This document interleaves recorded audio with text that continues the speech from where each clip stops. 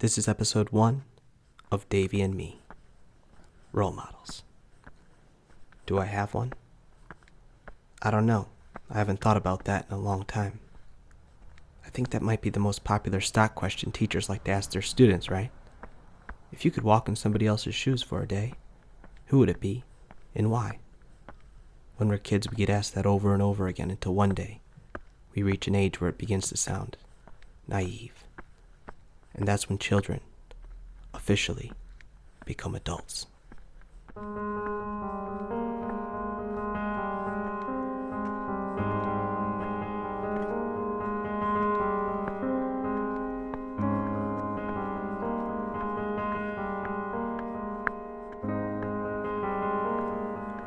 Whether I have a role model or not, I'll have to give that some thought.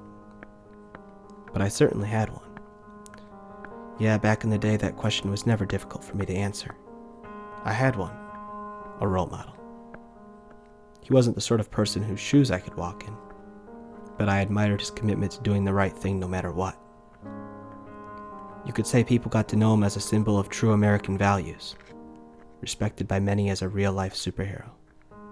And he represented to me what every man should be: brave, virtuous, and self-sacrificing. That's what I thought he was. But one day, it was revealed to me that actually, he was a fraud.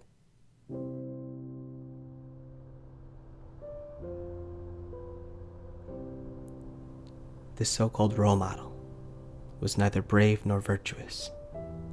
The self-sacrificing part turned out to be a facade. When things got tough, I heard that he begged for mercy.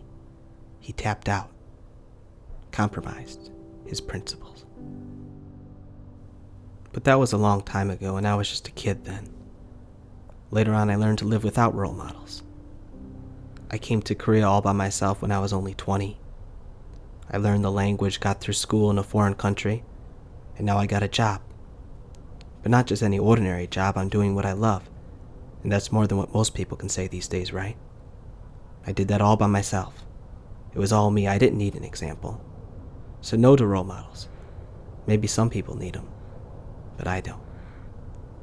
But that's okay. I don't hold anything against him. He's just a person, that's all. He's human. And humans make mistakes. They go down wrong paths. I could still have a conversation with him. He would just be like any other person I met. I would just shake his hand and say hi. Maybe I'd tell him he let me down just so he knew, but that's as far as I'd go.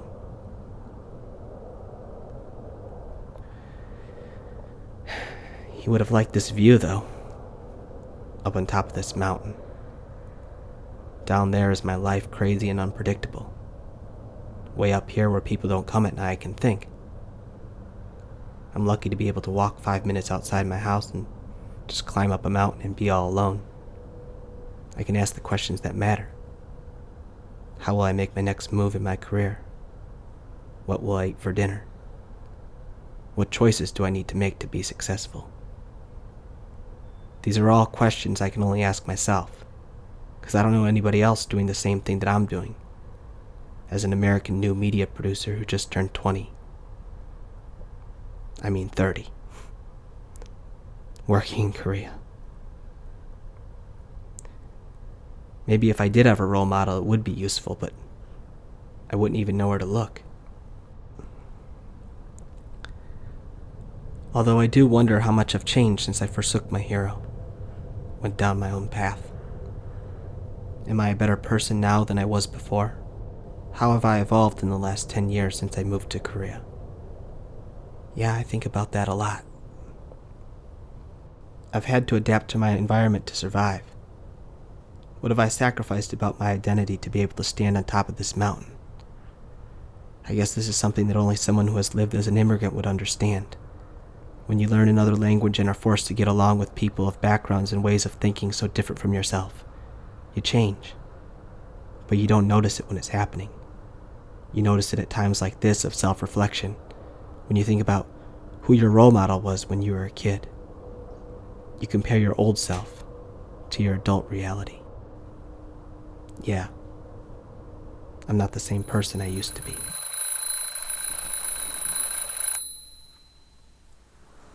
Every morning, I wake up at 7:30, but I lie in bed for an hour. That's one aspect of myself that hasn't changed. I'm not a morning person. I take a shower, a long shower. That hasn't changed. I read as much as I can on my way to work. I'm still looking for the material that will inspire me to produce my masterpiece feature-length movie.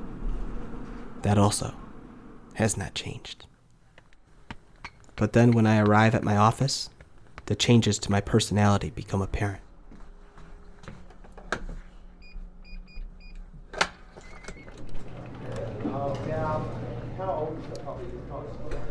At work, we're putting together a plan for a commercial. Another mobile game is coming out. Basically a ripoff of Clash of Clans, a strategy game. We should have finished the proposal yesterday, but it's not done yet. In the idea I pitched, I wanted to portray the background story of some of the characters. How does this sound?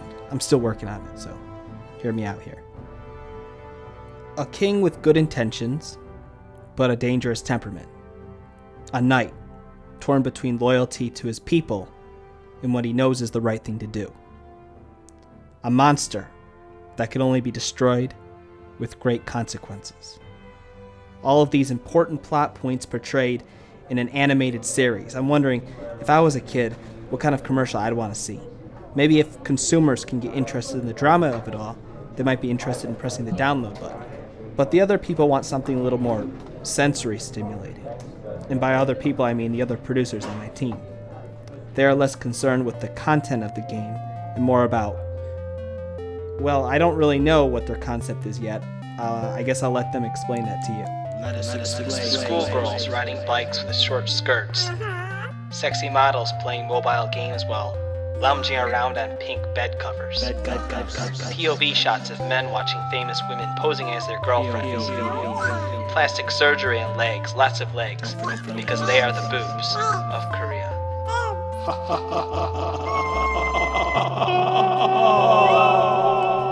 So I stopped pushing my ideas and just let this go, because I'm outnumbered by the other team members, and we will stick with the girls on pink bed cover concept. Otherwise, we won't reach a conclusion, and we're going to end up pulling another all-nighter, which I don't want to do. I gotta preserve my sanity. I gotta have energy left over for the weekend so I can work on my movie script. Someday, I promise you, I'm gonna have my masterpiece. It's gonna be awesome. You just wait and see.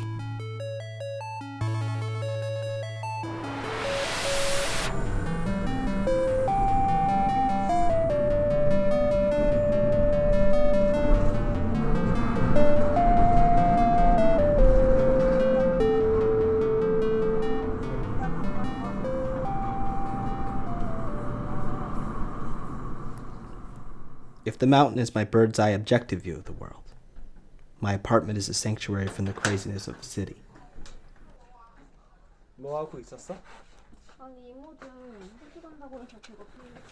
I just got married a few months ago and things are going well so far. As they should be, right? When I'm at home, I'm at ease. I try to forget the drama of work and just spend time with my wife. But she has to wake up early tomorrow, so she goes to bed not long after I arrive. I shut the door to our office/changing room.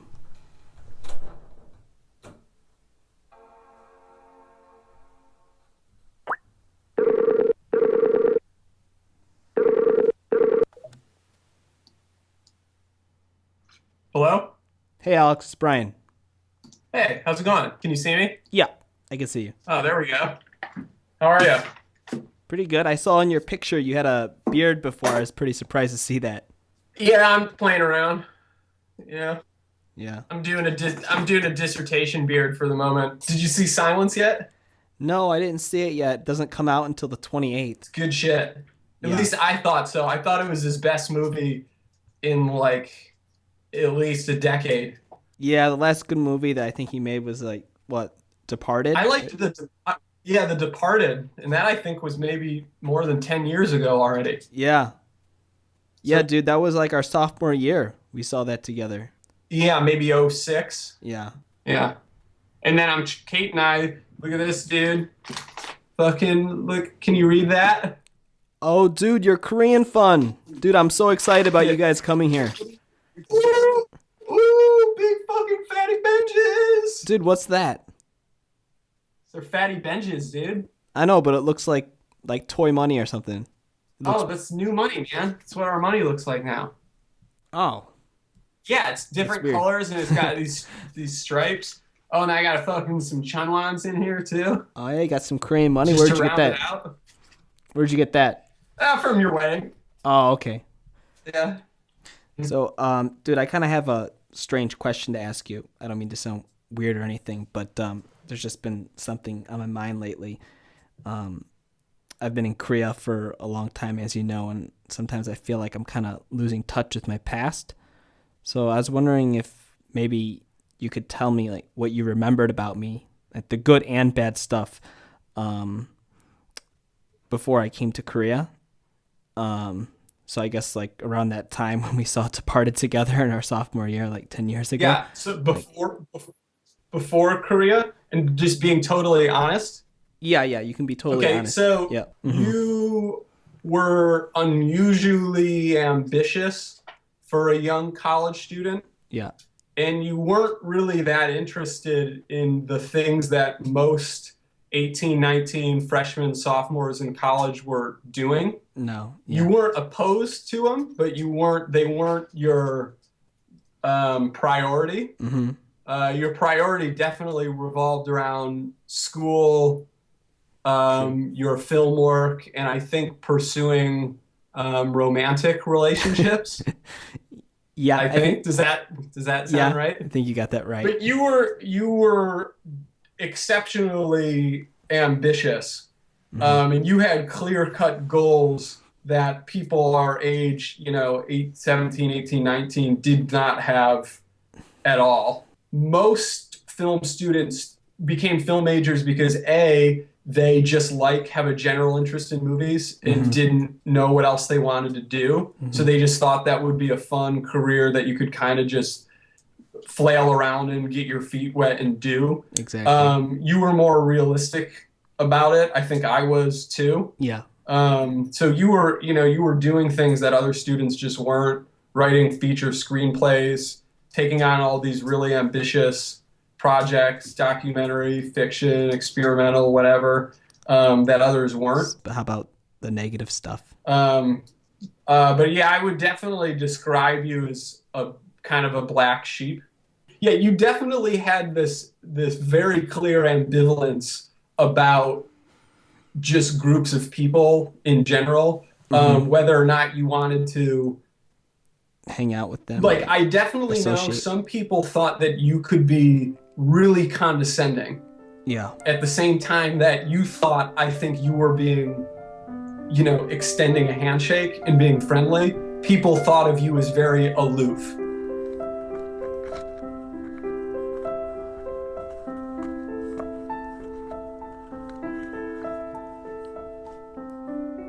After talking to my friend, I'm just wondering two things. Am I still that aloof black sheep that I was before? And am I still as passionate and uncompromising in my dream of finally becoming a movie director? I guess we shall see.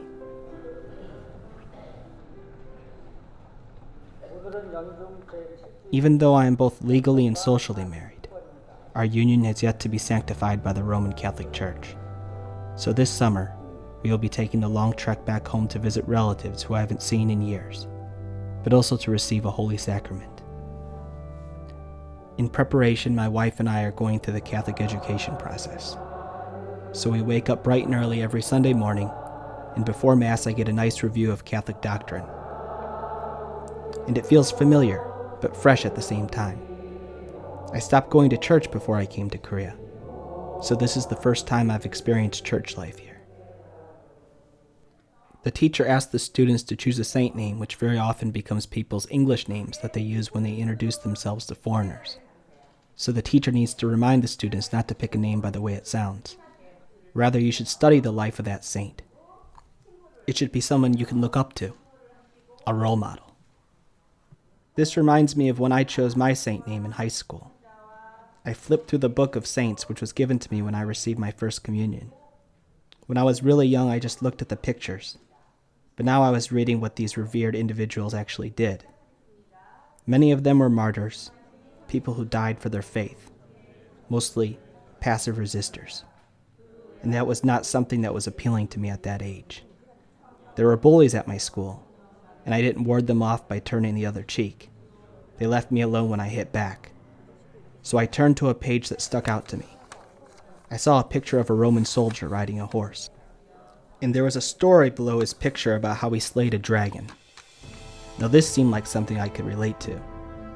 And I chose St. George, not because his name sounded cool, but because he was cool. I mean, he slayed a dragon. And now the Koreans at this Catholic church call me George. The name kind of reminds me of George McFly. After deeper inquiry into the life of St. George, I found out in fact that there is no evidence supporting the story of his battle with the dragon.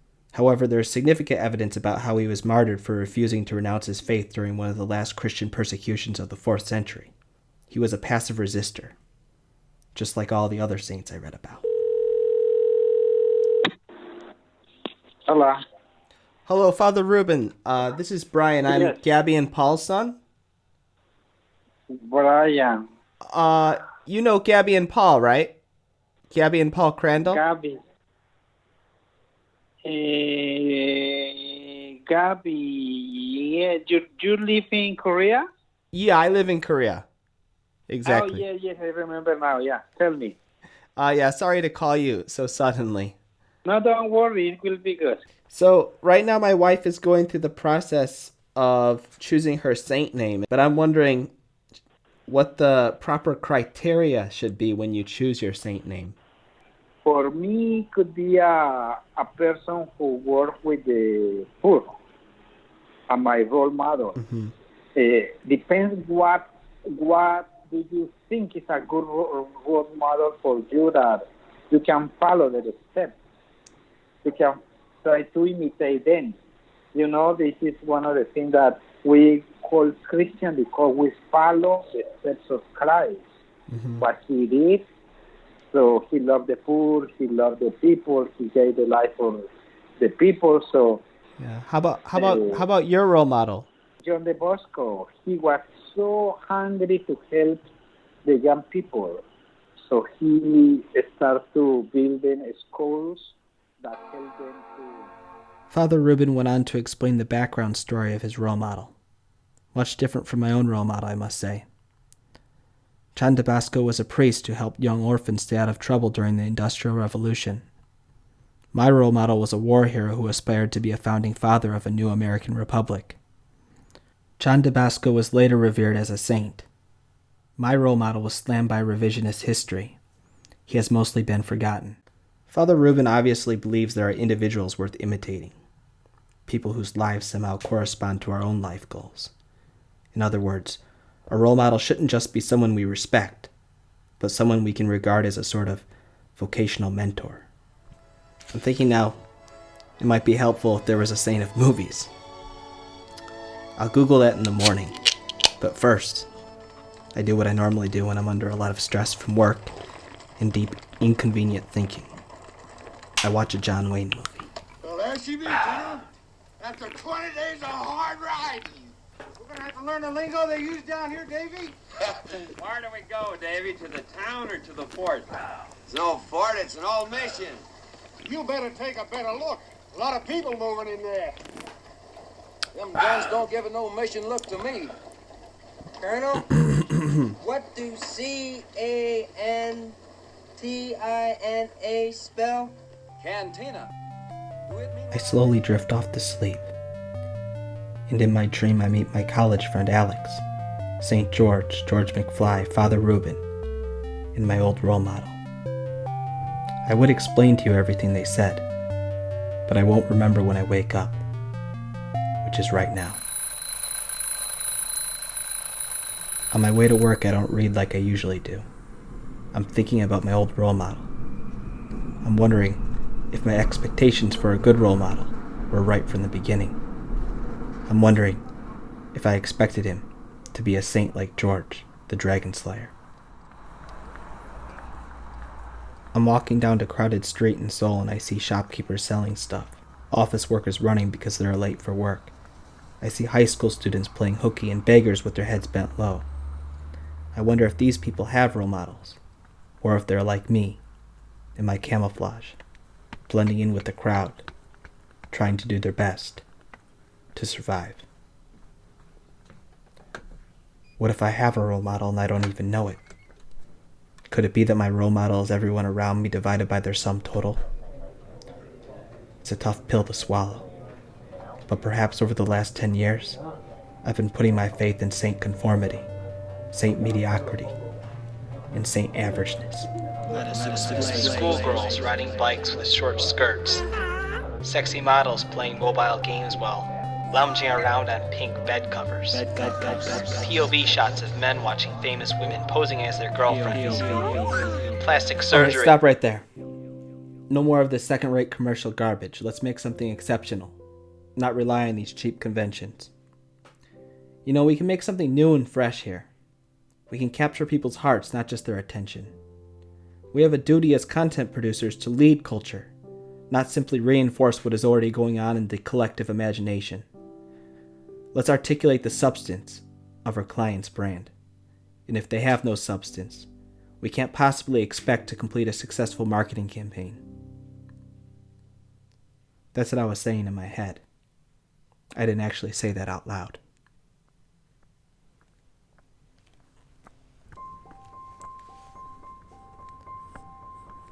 Way up here on top of my mountain, I'm thinking about how blessed I am to have a wonderful wife, a job in the field that I love, and a dream that I am constantly pursuing. A wife, a job, a dream.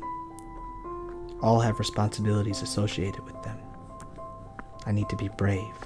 I need to be virtuous. I need to be self-sacrificing.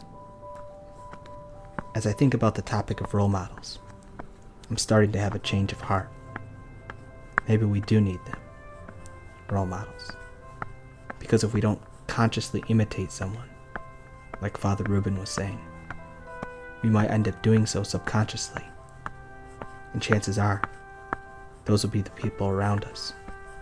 And if you're like me, you aren't surrounded by a bunch of saints. With that said, we don't necessarily need to venerate our role models as saints, or stand on the shoulders of giants, like what the Enlightenment thinkers once said. I think we should have new standards of what defines a good role model. What do you think? What should those standards be? You'll have to let me know, because that'll be the topic of our next episode, entitled The Alamo. So, with that said, this episode's Davey and Me challenge is define a good role model in 1 or 2 sentences. 1 sentence would be better than 2. Record yourself on Facebook, Instagram, or Twitter. Upload the file and use the hashtag Davey and Me Role Models. I will be using your responses in my own personal coming-of-age journey, and your voice may actually be included in the next episode, so thank you very much in advance. This has been a Brian A. Crandall production. That's Brian with an I, A as in the letter A, and Crandall with 2 L's, not 1. If you enjoyed the show, the best way you can support Davey and Me is by signing up for the podcast at brianacrandall.com/DaveyandMe. Don't want to give out your email? Totally understand. Please like Davey and Me on Facebook so you can stay updated on the show's progress. If you're one of those people that doesn't do Facebook, you can find me on Instagram or Twitter. Just search for Brian A. Crandall. It'll come up. Lastly, I just wanted to let all you first listeners know how grateful I am for your support. I've been wanting to make a podcast for a very long time. Because you guys encourage me either through your interest in the show or simply through your friendship, I finally made it a reality. Your feedback in this early stage will be crucial to its development, so if you have any suggestions or comments, please send me an email at me@brianacrandall.com. That's me@brianacrandall.com. Looking forward to hearing from all of you. Goodbye for now.